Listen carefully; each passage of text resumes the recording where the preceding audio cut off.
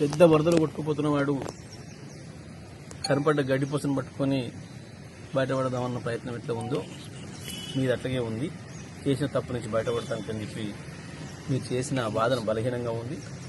ఎట్టి పరిస్థితులలో కూడా మీ ఎన్నిక రద్దు కావడం ఖాయం. అయితే స్పీకర్ చేస్తారా లేదా కోర్టు ద్వారా జరుగుద్దా? తప్పకుండా మీ ఎన్నిక రద్దు అవుతుంది.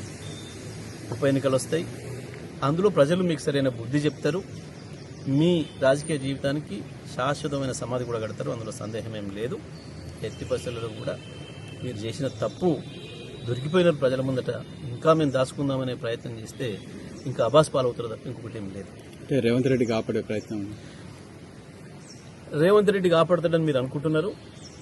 రేవంత్ రెడ్డితో కాదు, ఎవరితో కూడా కాదు. చట్టం ఆ రకంగా ఉంది. సుప్రీంకోర్టు ఇప్పటికీ ఆదేశాలు ఇచ్చి ఉంది. మీరు 3 నెలల లోపల నిర్ణయం తీసుకుంటారా లేదా మేము తీసుకోవాలని అని చెప్పిన తర్వాతనే ఇవాళ స్పీకర్ గారు 2 నెలలు ఆగి 2.5 నెలలు ఆగి ఇప్పుడు నోటీస్ ఇచ్చినాడు. వాళ్ళకి చివరి క్షణం వరకు ఏదో మనం కూడా చివరి ప్రయత్నం చేస్తాం కదా, వెంటిలేటర్ మీద పెట్టి చివరి క్షణం దాకా బతికించుకుందామనే ప్రయత్నం ఎట్లయితే చేస్తామో ఆ ప్రయత్నంలోనే వీళ్ళు ఉన్నారు. ఇప్పుడు ఆ వెంటిలేటర్ కూడా పోతుంది. మీ సభ్యత్వాలు రద్దవుతాయన్న సందేహం లేదు. ఎవరు కూడా కాపాడలేరు.